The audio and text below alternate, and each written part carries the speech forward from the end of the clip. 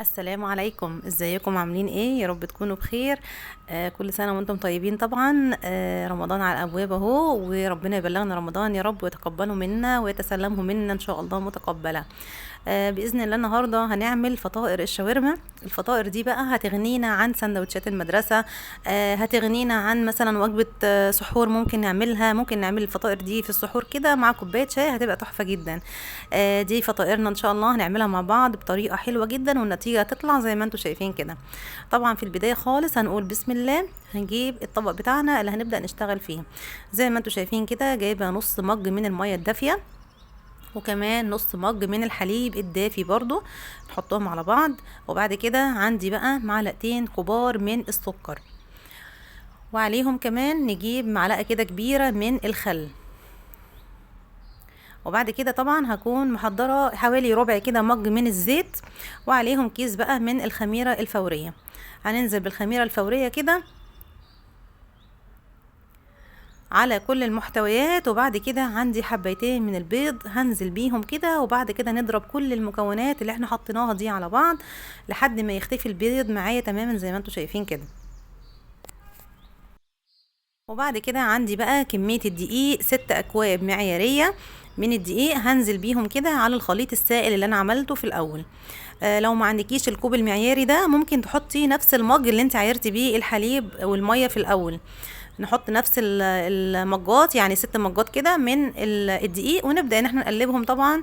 زي ما بعمل في كل فيديو، نقلبهم بالمعلقة الاول، وبعد كده نبدأ نشتغل بايدينا ونعجن العجينة لحد ما تتلم معانا تماما. طبعا لو العجينة بتلزق قوي في ايدينا، ممكن نحط شوية دقيق لحد ما تتلم بالشكل اللي انتوا شايفينه ده.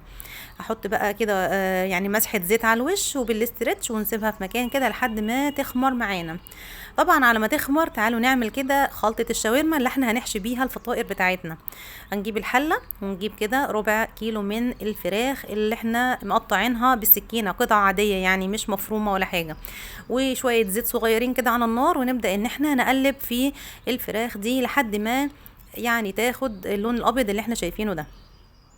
وطبعا نكون محضرين بقى شوية من الفلفل الحار على الفلفل الرومي كده، يعني يعتبر قرن وقرن كده. وكمان عندي بقى بصلاية حلوة كده برضو مقطعاها قطع صغيرة، وطماطميتين. ونقلب بقى كل المكونات دي كده على بعض، وطبعا نحط عليهم البهارات اللي موجودة عندنا. عندي انا حطيت اهو فلفل اسود، عندي 7 بهارات، عندي شوية كزبرة، شوية كمون، وشوية ملح. وخلاص كده نقلبهم على بعض ونغطي عليهم بقى لحد ما تستوي معايا خالص، وتبقى بالشكل اللي انتوا شايفينه ده. كده انا خلاص عملت الخلطة اللي انا هحشي بيها الفطاير بتاعتي. وبعد ما عدى حوالي ساعة كده، ما شاء الله العجينة خمرت معانا اهي، واديناها البوكس التمام. تعالوا بقى نحطها كده على السطح اللي احنا هنبدأ ان احنا نشكلها عليه.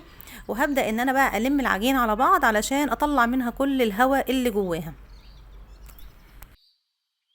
طبعا العجينة لينة جدا في ايدينا زي ما انتوا شايفين كده. هنجيب بقى اي قطاعة عندنا، ونبدأ ان احنا نقطعها كده. انا قطعتها يعني في الاول قطعتها 12 قطعة، بس لما جيت اكورها حسيت ان الكورة هتبقى كبيرة شوية على الفطائر اللي انا عاوزاها، فبدأت ان انا اقلل في الحجم شوية لحد ما وصلتهم ل 19 قطعة.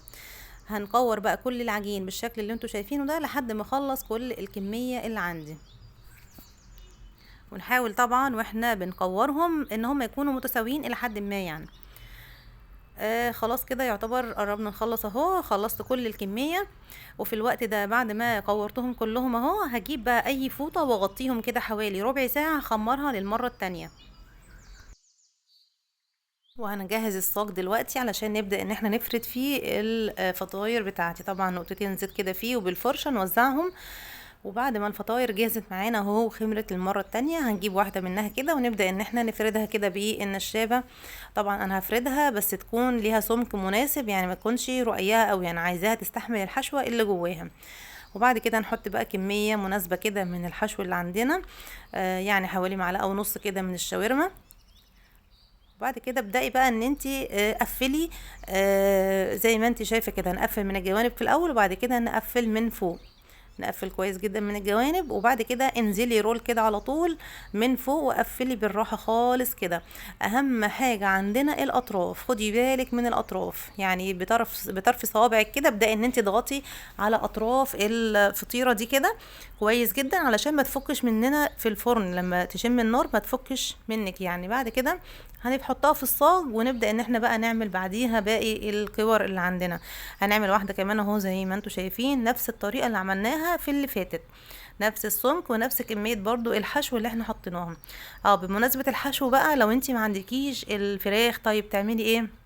لو عندك شويه لحمه مفرومه مثلا هتعصجيهم، لو عندك شويه جبن ولانشون مثلا وشويه خضره، حطيهم على بعض واحشي بيهم الفطاير دي. ما عندكيش اي حاجه خالص، ممكن جبنه قريش وشويه خضره. ما عندكيش برضو، ممكن الحشوه اللي قبل كده اللي احنا عملناها قبل كده في فطائر البطاطس، لو انتي فاكراها كنت عامله بطاطس كده مقطعاها مكعبات، ومعاها طماطم وفلفل وشويه توابل كده، وخلاص شوحتهم على النار وبدات ان انا احشي بيها برضو، كانت حلوة جدا. طيب دلوقتي بقى احنا خلصنا كل كمية الفطاير اللي عندنا. هنجيب صفار بيضة ورشة من الفلفل الاسود، ونبدأ ندهن بيها بقى ايه وش الفطاير كده، علشان تديني لون حلو لما تدخل الفرن. وكان عندي برضو شوية سمسم كده، بدأت ان انا اوزع السمسم على وش الفطاير، بتدي شكل حلو جدا للفطاير، وكمان طعم حلو قوي وقيمة غذائية كمان. السمسم عارفين ان هو مفيد جدا يعني. وزعنا وخلصنا اهو كل كمية الفطاير اللي عندنا وجهزناها. بعد كده هجيب بقى موس نضيف خالص، اول استعمال ليه طبعا، وابدأ ان انا اشرح كده وش الفطاير عشان اديها شكل جمالي كده احلى كمان، واخلي العجين كمان يتنفس معايا. هخلص كل الكمية، وبعد كده تعالوا بقى ندخل الصاج بتاعنا الجميل ده على الفرن على طول، ونشوف بقى النتيجة بتاعتنا هتطلع ازاي. خلصت كل الكمية اهو، دخلي على الفرن على طول السخن، طبعا مسخنينه من قبل ما ندخل عليه الفطاير، وطلع بالشكل التحفة اللي انتوا شايفينه ده. واخد لون حلو جدا ما شاء الله. انا عايزاكي تتابعيه وهو جوه الفرن. خدي بالك يعني اهم حاجه تشوفي الارضيه بتاعه الفطائر، حسيتي ان هي لونت شويه والوش مش عايز يلون، شغلي الشوايه على طول هتديكي اللون التحفه اللي احنا شايفينه ده. لو الفرن بتاعك حامي هيعمل لك يعني هيحمر لك من فوق ومن تحت. اهم حاجه تابعيها كويس جدا. وطبعا غطيناها بعد ما طلعت من الفرن علشان نديها بس فرصه كده انها تحتفظ بطراوتها، ان هي تنيها طريه يعني، وكمان تهدى شويه من الفرن، ونبدا ان احنا بقى نشوفها مع بعض. هي دي الفطاير بتاعتنا ما شاء الله، واخده سوا حلوه جدا، حلو جدا ما شاء الله يعني. بصوا من تحت واخده لون جميل، وغير كده هي هشه جدا وطريه ما شاء الله يعني. بصوا والحشوه من جوه، عايزه اقول لكم فعلا فعلا وصفه ناجحه جدا. جربيها مش هتندمي ابدا. الوصفه دي قلت لك قبل كده ان هي ممكن تنفع بدل سندوتشات المدرسه، تنفعك وانت رايحه النادي مثلا، هتنفعك مثلا في سحور رمضان جنب كوباية شاي بلبن ولا حاجة، او ممكن تحطيها برضو على مائدة الفطار في رمضان، هتبقى حلوة جدا في العزومات. يعني افكارها كتيرة وهتنفعك وهتسد معاك ان شاء الله في اي وقت يعني. دي كانت فطايرنا النهاردة بالشاورما، اتمنى تكون عجبتكم. جربي ان شاء الله، ويا ريت اعرف رايكم في الكومنتات. دي كانت وصفتنا النهاردة. ما تنسوش بقى اللايك والاشتراك في القناة علشان يوصلكم الفيديو اللي جاي ان شاء الله. والسلام عليكم.